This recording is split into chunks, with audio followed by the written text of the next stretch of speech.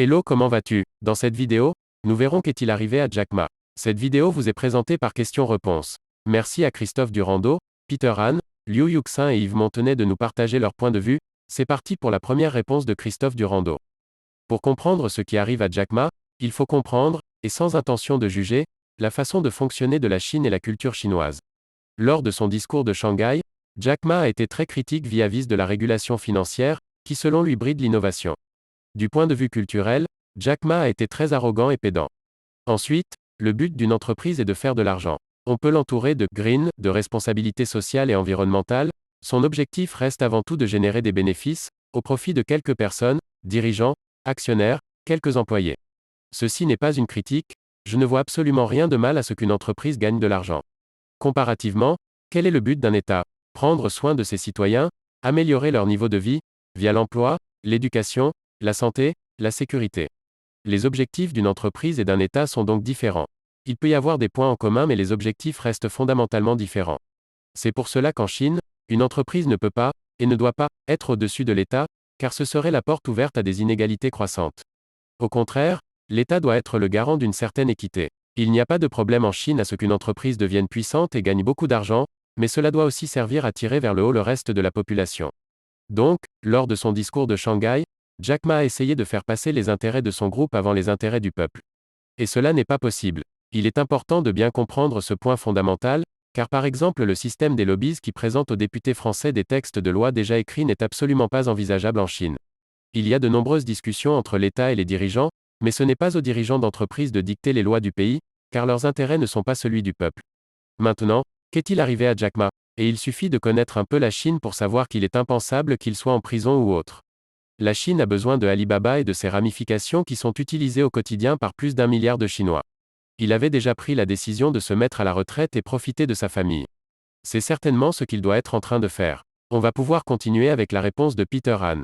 Jack Ma est un cheval impérieux visionnaire et courageux entrepreneur mais récemment il a dépassé certaines limites financières notamment qui pourraient mettre en péril les entreprises chinoises avec lesquelles ces plateformes électroniques travaillent notamment sur l'ouverture trop rapide de crédit. La vision d'un entrepreneur et la vision d'un chef d'État en cela divergent car l'un peut-il prendre les risques de mettre à mal un pays entier de plus d'1 milliard et presque et demi de citoyens? Alors que si Jack Ma veut prendre des risques qui pourraient mettre ses entreprises à mal, c'est sa responsabilité et surtout ses actionnaires et employés qui seraient touchés mais pas un pays tout entier. Les gouvernements lui a donc rappelé les limites de ses responsabilités et lui a demandé plus de mesures dans ses propos.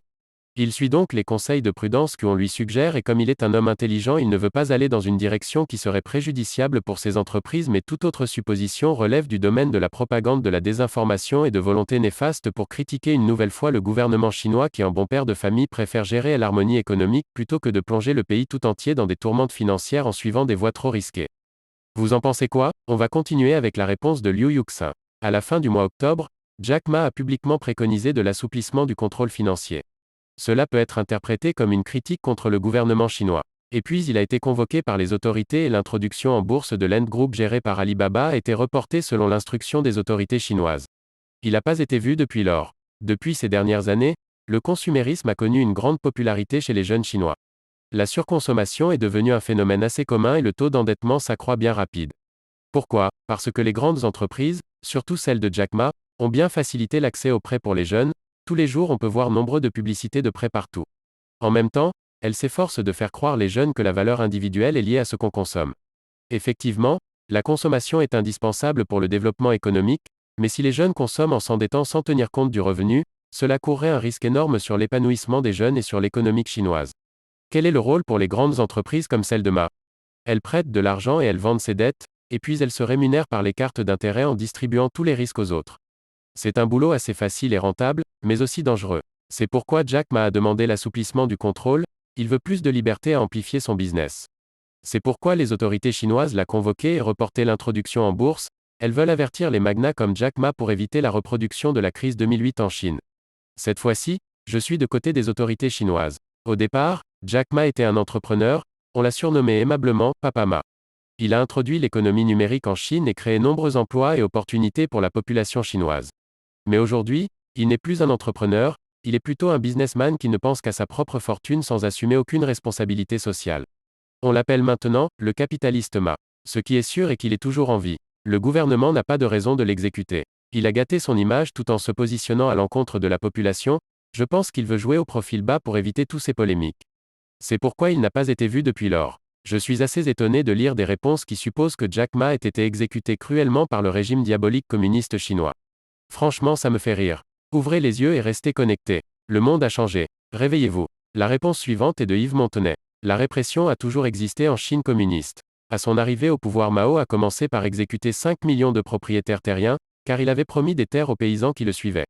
Aujourd'hui, on emprisonne les gens de Hong Kong, les Ouïghours, tous ceux qui informent sur ce qui se passe en Chine, même de manière neutre et les opposants à Xi. Jack Ma est un exemple parmi beaucoup d'autres. Un jour on apprendra qu'il est mort en prison, à moins qu'il n'ait fait des excuses humiliantes et payé de grosses amendes et pots de vin pour être libéré. C'est la fin de la vidéo, on a fait le tour de toutes les réponses. Pensez à vous abonner si la vidéo vous a plu. Les likes aident aussi beaucoup pour le référencement, vous savez ce qu'il vous reste à faire. C'est maintenant la fin de cette vidéo, pensez à laisser un commentaire pour nous dire si ces réponses vous ont plu. Au revoir et à la prochaine.